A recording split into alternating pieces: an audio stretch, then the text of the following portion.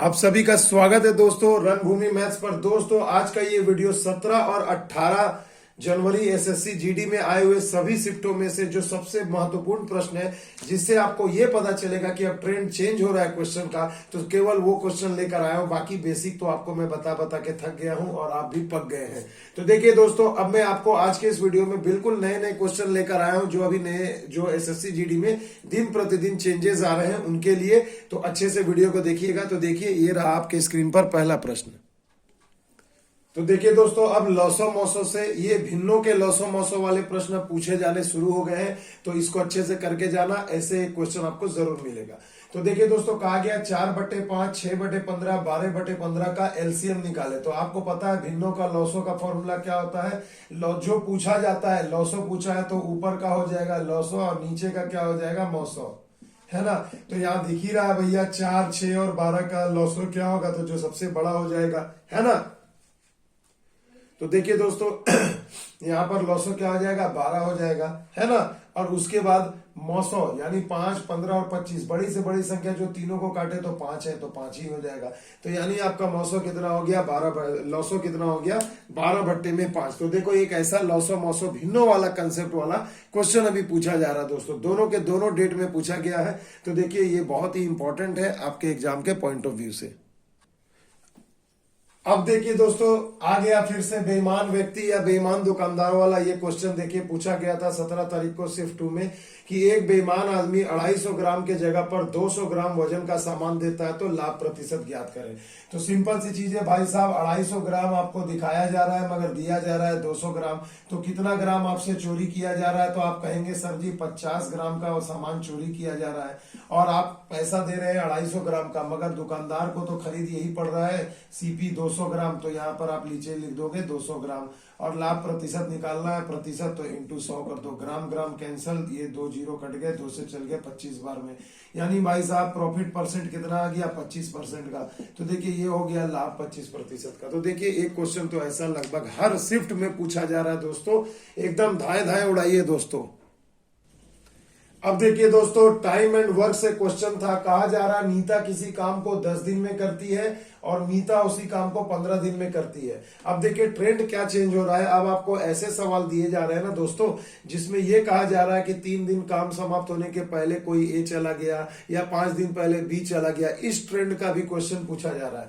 तो देखिए, काम समाप्त होने से 3 दिन पहले नीता ने काम छोड़कर चला गया, नीता ने काम छोड़ दिया, काम छोड़कर वो चली गई, तो काम समाप्त होने में कुल कितना समय लगेगा। तो देखिए मेरे बच्चों, ये रही नीता, ये इसने 10 दिन में कोई काम करना है। मीता है, इसे आपको 15 दिन में काम करना है। वर्क ले लो भैया, बड़ी से बड़ी संख्या जिनका एलसीएम भी हो, तो मैंने 30 ले लिया, इफिशियंसी निकाल दिया। देखो 10 तिया कितने हो गए, 30, और ये 15 दूनी कितना हो गए, 30। अब देखिए, बात ध्यान देने वाली बात यह है कि 3 दिन पहले काम समाप्त होने से 3 दिन पहले नीता काम छोड़कर चली गई, यानी उस 3 दिन में किसने काम किया होगा, तो मीता ने काम किया होगा। तो जरा निकाल लो ना कि उस 3 दिन में मीता ने कितना किया होगा। तो मीता एक दिन में 2 काम करती है, तो 3 दिन में कितना काम करेगी, 6 काम। यानी कि ये 6 काम मीता ने अकेले किया, इसे घटा दो तो कितना आ गया, 24 काम। इस 24 काम को किसने किया होगा, नीता और मीता दोनों ने मिलकर किया होगा। तो दोनों का काम का इफिशियंसी निकाल लो, 3 और 2 5, यानी 5 काम इन दोनों ने मिलकर किया है। तो एक दिन में, तो 5 काम एक दिन में करते हैं, तो 24 काम करने में कितना दिन, भाग लगा दो, तो आ गए 4/4/5। तो अब आपसे पूछा जा रहा है काम समाप्त होने में लगा कुल समय। तो भैया 3 दिन तो इधर इन्होंने किया मीता ने, और ये इतना दिन साथ में, तो इसमें 3 ऐड कर दो, तो कितना हो गया, 4 3 7, 7/4/5 दिन। तो देखो, इस कंसेप्ट वाला क्वेश्चन अभी बहुत ज्यादा पूछा जा रहा है दोस्तों, हर शिफ्ट में इस तरह से काम छोड़कर जाने वाला सवाल पूछा जा रहा है। तो इसे अच्छे से देखिए। और जो मेरे चैनल पर नए हैं ना दोस्तों, उनसे एक रिक्वेस्ट है मेरा कि बहुत मेहनत लगती है दोस्तों, बहुत इधर उधर स्टूडेंट वगैरह से जानकारी कलेक्ट करने में समय लगता है, बहुत मेहनत करनी पड़ती है। तो भैया उस मेहनत के बदले में मैं आपसे बस यही चाहता हूं कि जो नए हैं चैनल पर, वो प्लीज मेरे चैनल को सब्सक्राइब कर लें, ज्यादा से ज्यादा लोगों तक शेयर करें। बाकी तो रणभूमि मैथ्स आपके साथ हर समय है ही दोस्तों। आइए चलते हैं अगले प्रश्न की ओर। अब देखिए दोस्तों, अगला जो प्रश्न है, कहा जा रहा है कि एक देखिए अर्धगोले से पूछा गया कि एक अर्धगोले की त्रिज्या 21 सेंटीमीटर है, तो आयतन बताएं। तो देखो मेरे भैया, एक अर्धगोला अगर मैं इस प्रकार से बना लूं, कि मान लो ये पूरे गोले का आधा है, इसकी त्रिज्या आपको दे दी गई है कितनी, 21 सेंटीमीटर। तो आपसे इसका आयतन पूछा जा रहा है, तो इसका आयतन क्या होता है, तो आपको पता होगा एक अर्धगोले का आयतन क्या होता है, 2/3 पाई आर क्यूब होता है। बेसिक फॉर्मूला वाला क्वेश्चन पूछा जा रहा है दोस्तों, इसे ध्यान दीजिए।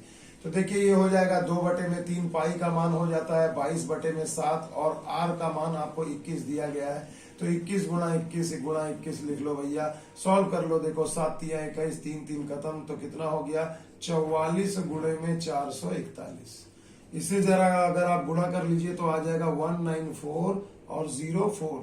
तो देखिए गुणा करके आ गया 19,404 घन सेंटीमीटर। ये जरा चेक कर लेना भाई, गुणा मैंने तो कर लिया है, आप भी कर लेना। तो देखो ऐसे बेसिक क्वेश्चन आ रहे हैं, मगर अब थोड़ा अर्धगोला गोला की तरफ शिफ्टिंग हो रहा है दोस्तों क्वेश्चन, क्योंकि कितना आपसे बेलन और शंकु ही बार बार पूछे। तो भैया ये ध्यान देना, बनाना सब है आपको, मगर लेटेस्ट ट्रेंड को फॉलो करते चलिए, हमेशा परीक्षा में औरों से 2 कदम आगे रहेंगे दोस्तों।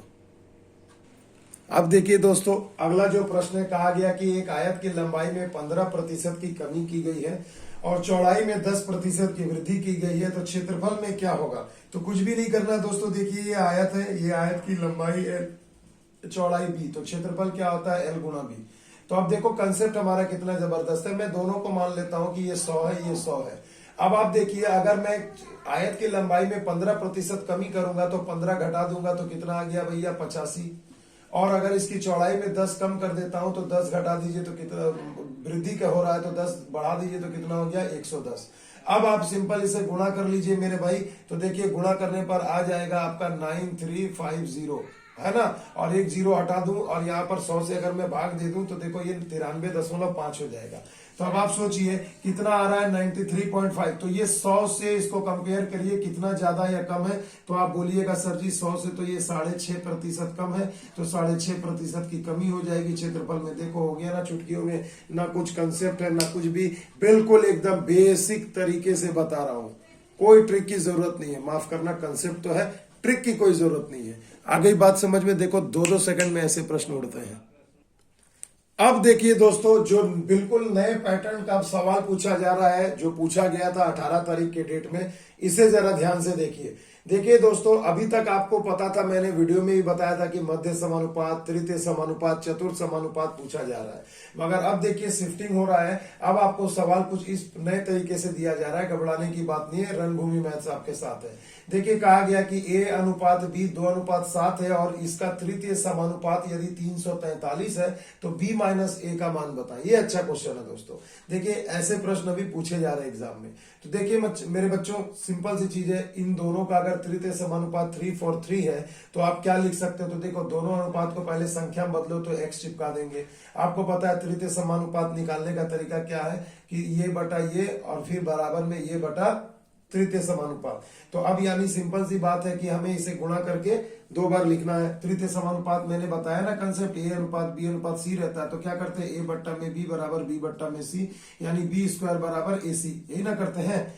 आ रही ना बात समझ में। तो हमें यहाँ भी वही करना है तृतीय समानुपात निकालने के लिए। हम यहाँ देखिए दोस्तों क्या करेंगे, B² यानी ये जो B वाला पोर्शन है इसे 2 बार लिखना है। तो मैं डायरेक्ट लिख रहा हूँ 7x × 7x। अब बटे में क्या होगा मेरे भाई, बराबर हो जाएगा A × C, माफ कीजिएगा बटा नहीं, बराबर में हो जाएगा A × C। A यानी कि 2x और C मतलब ये तृतीय समानुपात 3:3। तो x कैंसिल हो गए, 7 × 7 = 49, 49 से कटा दो भैया, कितने बार में जाएगा, ये 7 बार में जाएगा, है ना। तो देखो x का मान कितना आ गया 14। तो आपसे पूछा जा रहा है कि B-A, तो देखो B-A का अंतर देखो कितना है 5 का, तो 5 रेशियो यानी 14 से मल्टीप्लाई कर दो तो कितना आ गया 14×5 = 70। तो देखो ये आंसर हो गया आपका। तो इस तरीके के प्रश्न अभी पूछे जा रहे हैं भैया एग्जाम में, तो इसे थोड़ा अच्छे से प्रैक्टिस करके जाना। कंसेप्ट भी मैंने बता दिया और कैसे बनाना ये भी बता दिया चुटकियों में, है ना दोस्तों। 2 in 1 आ रहा है ना, समझ में आ रहा है ना विनोद। ऐसे ही प्रश्न भी पूछे जा रहे हैं परीक्षा में। अब देखिए दोस्तों, औसत चाल वाले कंसेप्ट पर भी क्वेश्चन पूछा जा रहा है, जरा गौर फरमाइएगा।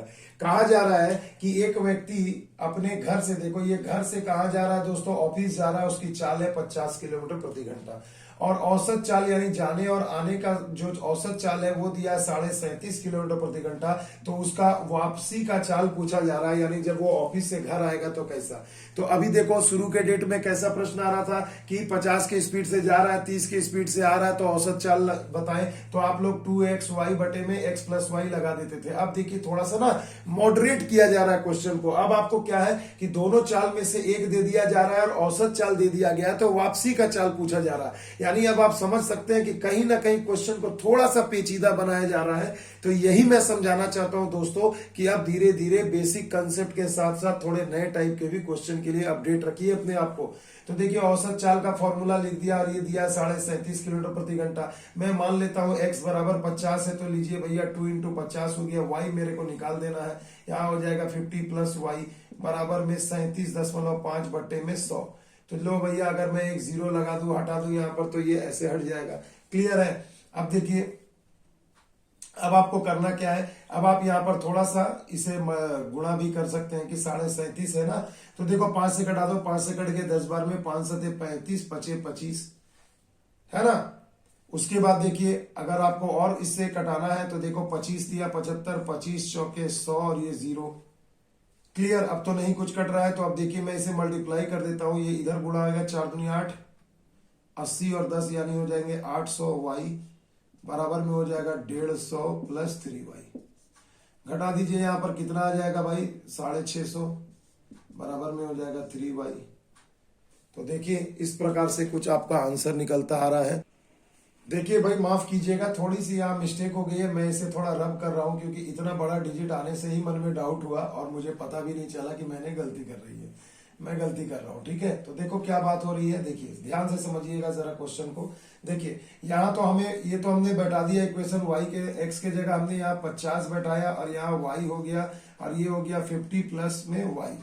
ठीक है, ये 37.5 है, यहाँ बटे में मैंने 1000 लिख दिया, ध्यान नहीं दिया, माफ करिएगा, इसके लिए बहुत बहुत क्षमा प्रार्थी हूँ। देखिए अब थोड़ा मैं इसे कटा देता हूँ, देखो तो देखो 5 सते 35, 2 बचा 5 25। क्लियर है। और ये 5 दूनी 10। अब देखो ये 25 से कटा दो, 25 दूना 50 हो जाएगा और ये 25 दिया 75 हो जाएगा। क्लियर। तो देखो ये 2 दूनी 4 है ना, और ये 2 इधर आ जाएगा तो कितना हो जाएगा 8y हो जाएगा और यहाँ पर क्या हो जाएगा, ये हो जाएगा 150 प्लस 3y है ना। देखो कितना सिंपल आंसर है।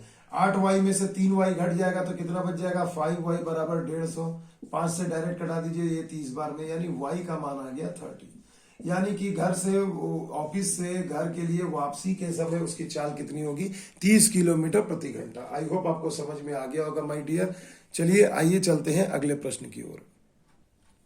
अब देखिए दोस्तों प्रॉफिट एंड लॉस से एमआरपी से क्वेश्चन दिया गया है। देखिए कहा गया एमआरपी सीपी से 45% अधिक है। मान लो सीपी मेरा 100 रुपया है तो एमआरपी कितना हो जाएगा भैया 45 अधिक है तो 145। अब डिस्काउंट दिया जा रहा है 20%, तो भैया एमआरपी पर डिस्काउंट 20 यानी 80/100 दे दिया जा रहा है। तो ये क्या हो गया एसपी हो गया विक्रय मूल्य। तो पूछा जा रहा है प्रॉफिट परसेंट बताइए। तो सिंपल सा चीज है भैया, कोई तो बड़ी चीज है नहीं। 2 चौके 8, 2 पंचे 10, ये 0 कैंसिल, 5 से कटा दो, 5 दूनी 10, 5 नवा 45 है ना। तो अब देखिए यहाँ पर कितना आ जाएगा मेरे भाई, तो देखो 5 दूनी 10, 5 9 45। देखो अब कितना होता है 9 चौके 36, 4 दूनी 8 3 11 है ना, तो 116। तो देखिए कितना प्रतिशत का लाभ हो गया, तो 16 रुपये अधिक है यानी कि 16% का लाभ होगा। तो ऐसे सिंपल बेसिक क्वेश्चन पूछे जा रहे हैं दोस्तों। अब देखिए दोस्तों लेटेस्ट पैटर्न है मेरे बच्चों, नाव धारा बोट एंड स्ट्रीम से क्वेश्चन पूछा गया है दोस्तों। 18 तारीख को पूछा गया है, यानी कि अब नाव धारा से क्वेश्चन आने शुरू हो गए हैं। तो जिनका अभी नियरेस्ट डेट में एग्जाम है ना दोस्तों, तैयार हो जाओ, नाव धारा से आपको प्रश्न मिलेगा। तो देखिए क्या पूछा गया था कि एक नाव धारा के विपरीत दिशा में कुछ दूरी 30 मिनट में तय करती है और वही दूरी धारा की दिशा में 18 मिनट में तय करती है। तो नाव तथा धारा के बीच का अनुपात पूछा है। सिंपल सी चीज है, नाव अगर धारा की दिशा में जाएगी तो कितना होगा, तो आप कहोगे sir ji v plus U है ना, और अगर धारा के विपरीत जाएगी तो क्या होगा मेरे भाई v माइनस यू। तो अब आपको दोनों का समय दे दिया गया है, सिंपल सी चीज है, v माइनस यू हो जाएगा धारा के विपरीत और ये हो जाता है धारा के दिशा में। अब आपको इसमें कुछ मानना ही नहीं क्योंकि दूरी सेम है। तो अब आप देखिए ना 30 समय लग रहा है विपरीत और धारा के दिशा में लग रहा है 18। तो देखो 6 कितना हो जाएगा, 6 पंचे 30, 6 तिया 18, यानी 5:3 आया। अब घबराना नहीं, ये जो समय का अनुपात आया 5:3, अब क्या करेंगे, इन्हीं दोनों को जोड़ दीजिए तो कितना होगा, 5 और 3 8, और बट्टे में 2 कर दो तो नाव का चाल आ गया 4, यानी नाव की चाल हो गई 4। और अगर इन दोनों को मैं माइनस कर दूं, 5 में से 3 गया, 2/2 यानी 1, तो ये हो गया धारा का चाल, यानी इन दोनों का अनुपात कितना आ गया, 4:1। तो देखिए कितनी आसानी से सॉल्व हो रहा है दोस्तों। अब ऐसा प्रश्न आपको परीक्षा में पूछा जा रहा है तो बेसिक कंसेप्ट जिनका कमजोर है वो मेरे प्लेलिस्ट में जाकर नाव, धारा, बोट एंड स्ट्रीम को आसानी से देखें। अगर आप मेरे इस वीडियो को देख लेते हो ना एक बार, मैं दावा करता हूं कि आपसे एग्जाम में किसी भी प्रकार का अगर नाव, धारा पूछ दे तो आपसे छूट नहीं सकता। बहुत बेसिक सा बिल्कुल आराम से बताया हूं, तो वहां जाकर के आप इस टॉपिक को देख लें, क्योंकि ये आने वाले समय में आपके परीक्षा के लिए बहुत ही ज्यादा इंपॉर्टेंट होगा। आइए दोस्तों चलते हैं, एक क्वेश्चन और है उसे भी देख लेते हैं। अब देखिए दोस्तों, बार बार मैं बता रहा हूं कि जो वॉल्यूम है 3D फिगर वाले हैं उससे हर सेट में एक या कभी कभी 2 क्वेश्चन पूछे जा रहे हैं। देखिए बेलन फिर से एक बार कॉमन रहा है दोस्तों, फिर से पूछा जा रहा है कि एक बेलन का TSA यानी टोटल सरफेस एरिया, यानी समग्र तल का क्षेत्रफल या संपूर्ण तल का क्षेत्रफल आपको दे दिया गया। देखिए ये भाई साहब एक बेलन मैं यहाँ बना देता हूं, समझ लीजिए इसे अच्छे से कि ये एक बेलन है। इस बेलन की आपको त्रिज्या दे दी गई है, ये कितना भैया, 7 सेंटीमीटर, और दोनों त्रिज्या को मिलाते हैं तो ये क्या निकलता है, हाइट हो जाता है। और इसके संपूर्ण तल का क्षेत्रफल दे दिया है 1144, यानी एक बेलन का TSA का फॉर्मूला क्या होता है भाई मेरे, 2πr × r+h, यही ना होता है। तो देखो संपूर्ण तल का क्षेत्रफल 1144 वर्ग सेंटीमीटर दिया है, 2π का मान 22/7, r दे दिया 7, और यहाँ आपको 7+h, यही तो हाइट निकालना, 7 7 कैंसल, ये हो गया 44, तो ये घट जाएगा, इधर जाएगा तो कितना आ जाएगा मेरे भाई, तो देखिए 1144 और 2 दूनी 4, यानी ये हो गया 44, ब्रैकेट में 7+h। अब आप देखिए ये 1144 है, ये 44 इधर नीचे आ जाएगा भैया, बराबर में हो गया 7+h। तो देख के ही लग रहा है 11 से कटने वाला है ना भाई, 11 चौके 44, 11 कम 11 0, 11 चौके 44, 4 दूनी 8 है ना, 4 दूनी 8, 4 सते 28, यानी 27 बार में कट जा रहा है दोस्तों। क्लियर है? तो देखिए इस प्रकार से सॉल्व हो सकता है। तो देखिए अब 4 से कटा देते दोस्तों, तो देखो 4 दूनी 8 हो गया, 24, 4 छके 24, माफ करना, 4 सते 28 नहीं, 4 छके 24, यानी 26 बराबर हो गया 7+h, ये 7 इधर आ जाएगा तो कितना हो जाएगा, h बराबर 19, यानी कि हाइट कितना निकल के आ गया, 19 सेंटीमीटर। तो देखिए दोस्तों ये रहा टोटल 17 और 18 तारीख के सभी शिफ्टों से आए हुए लेटेस्ट पैटर्न के क्वेश्चन।